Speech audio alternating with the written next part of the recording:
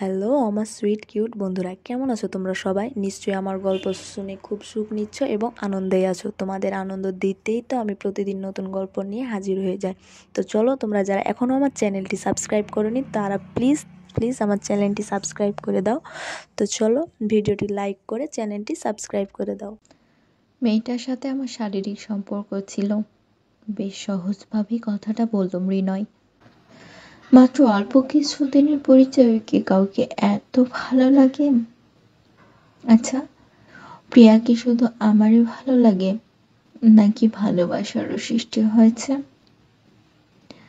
তাহলে রিমিকে কি আমি সত্যি ভালোবাসি না? না না, রিমিকে আমি সত্যি ভালোবেসেছিলাম, বরং রিমি আমাকে ঠকিয়েছে। মৃণয় ছাদে পায়চারি করতে থাকলো। একসময় থমকে গিয়ে ভাবতে লাগলো, প্রিয়া তখন কি একটা অতীতের কথা বলছিল। আচ্ছা, ওর আবার কি অতীত আছে? ওর কি আমার মতোই ফিজিক্যাল রিলেশন আছে? না কি ভাবছি? আচ্ছা, যদিও থেকে যায় তখন হাজারোটা প্রশ্ন মৃণয়ের মাথায় ঘুরপাক খাচ্ছে। ইচ্ছে করলো একবার ফোন দিয়ে জিজ্ঞেস করতে। আমার পরক্ষণে মনে হলো সামনাসামনি জিজ্ঞেস করবে। অবাধ্য মনটা তবুও কি যেন চাচ্ছে। দরজাটা খোলা রেখে জামাটা চেঞ্জ করছিলাম। পেছন থেকে কারো হাসির কণ্ঠস্বর শুনতে পেয়ে ঘুরে দাঁড়িয়ে দেখি বৃদ্ধ ভাইয়াকে। দরজার কোণ ঘেঁষে শরীর এলিয়ে দিয়ে উল্টো করে ঘুরে দাঁড়িয়ে আছে সে, আর আমি লজ্জায় মাথাটা নিচু করে আছি। কিছুক্ষণ পর যখন বুঝতে পারলাম ফোনে কথা বলছে আর হাসছে, তখন একটা স্বস্তির নিঃশ্বাস ছেড়ে রুমের আলোটা নিভিয়ে দিলাম।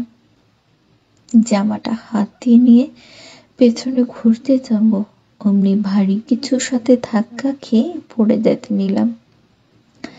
এমন সময় কেউ আমার কোমরটা চেপে ধরলো, আর আমি জমে একদম শক্ত হয়ে রইলাম। কিচ্ছু বললাম না। তার নিঃশ্বাসগুলো পড়ছে একদম আমার বুকে। কোমর থেকে উঠিয়ে হাতটা হালকা একটু উপরে আনতেই আমি ঠেলে কিছুটা দূরে সরিয়ে দিলাম তাকে।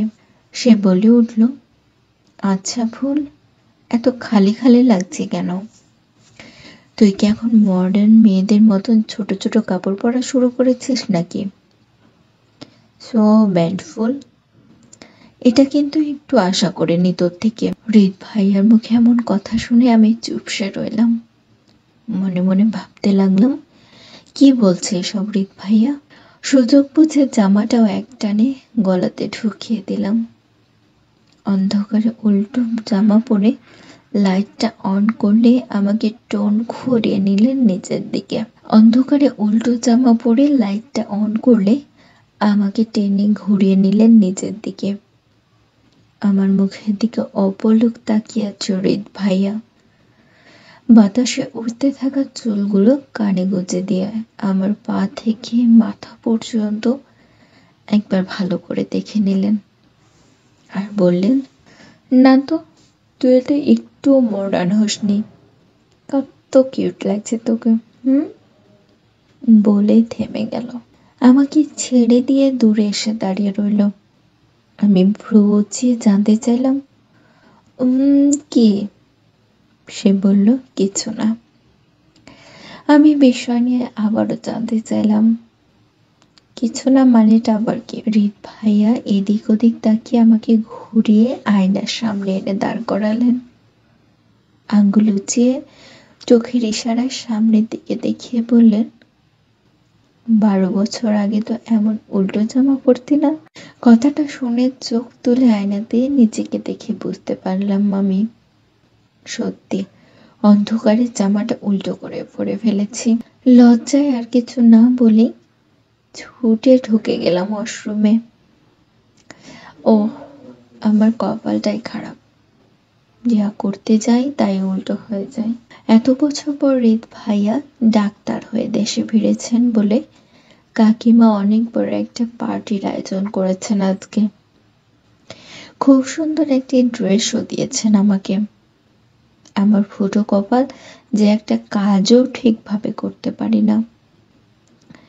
ওদিকে নূর আপা সব কাজ পারফেক্ট ভাবে করে। সে বলল, কি রে ভুল হলো তোর? আমি বললাম, ওই যে নূর আপা এসে গিয়েছে, আর আমি এখনো সাজতেই পারলাম না। এই তো এখনো সে কথাই বলে চলছি, উল্টো জামা পরে। আপা বলল, এই মেয়ে, দরজাটা খুলবি? যাবি না তুই? দেরি হয়ে যাবে তো। দরজাটা খুলে আমি বললাম, আপু এত চিৎকার করো না, দেখছো তো আমি রেডি হচ্ছি, আর একটু সময় দাও, আমি আসছি। অমনি আপু আমার কান টেনে ধরে বলল, উল্টো জামা পরে যাওয়ার প্ল্যান করছিস নাকি? আপুকে রুম থেকে বের করে দিয়ে দরজাটা লক করে দিলাম। বললাম, যাও না আপু, আমি আসছি।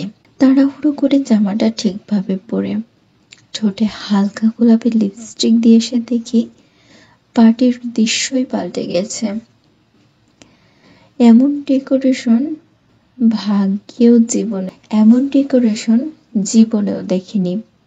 কত সুন্দর বড় বড় লাইট বসিয়েছে সারা বাড়িতে। খাবারের আইটেমগুলোও আমার পছন্দের মেনু। ওরে আম্মা, চকলেটও আছে দেখছি। কত রকমের চকলেট! এত খুশি লাগছে যে কি বলবো। মনে হচ্ছে এই পার্টি আমার। যাক, সবাই পার্টি করুক আর আমি গিয়ে চকলেটগুলো সাবার করি। নরম নরম সব আমার পছন্দের ফ্লেভারের চকলেট খেয়ে সারা মুখ ভাসিয়েছি। হালকা ঝিকিমিকি আলোয় ডিজে সঙ্গে ডান্স করছে সবাই। হঠাৎ আমার সামনে কেউ এসে বসে পড়ল। অন্ধকারে আবছা আলোয় মুখটাও দেখতে পাচ্ছি না। চোখ দুটো হাত দিয়ে টেনে বড় করে মুখটা এগিয়ে দিয়ে দেখতে গেলে আমার চুলের ভাঁজে হাত ডুবিয়ে দিল। হালকা আলো এসে পড়লো তার মুখে। দেখতে পেলাম হৃদ ভাইয়ার মুখটা। আমি কিছু বলতে যাব, আমার নিজের ঠোঁট দুটোর মাঝে আবদ্ধ করে ফেলেন সে। আমার লেগে থাকা চকলেটগুলো আমি কিছু বলতে যাব, অমনি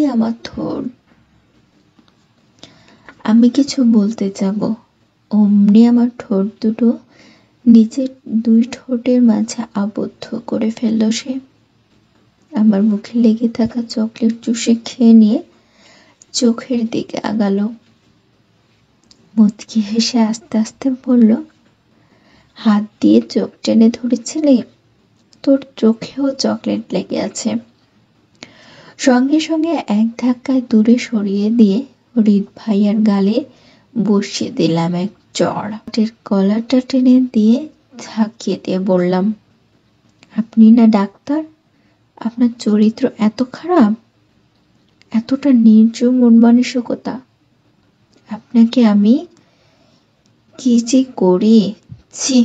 আমি মুখ ঘুরিয়ে নিতে গালটা ধরে নিজের দিকে ঘুরিয়ে নিয়ে বললেন, ফুল, আমার কথাটা একবার বলতে দে। এরপর আমি নিজের সর্বশক্তিটুকু দিয়ে ধাক্কা মেরে ফেলে দিয়ে বললাম, ঘৃণা হচ্ছে আপনাকে দেখলে, আর কখনো আমার সামনে আসবেন না। এই বলেই ছুটে আমি নিজের রুমে চলে এসে দরজাটা ভেতর থেকে লক করে দিলাম। আয়নার সামনে দাঁড়িয়ে টিস্যু দিয়ে নিজের মুখ মুছতে লাগলাম। আর দুনিয়ার যত গালি আছে সবগুলোই তাকে দিতে থাকলাম। কিছুক্ষণ পর দরজার নখ পড়তে পানির জগটা উঠে নিয়ে দরজা খুললেই মারলাম ছুড়ে। সম্পূর্ণ পানিটা এসে পড়ল নূর আপুর মুখে।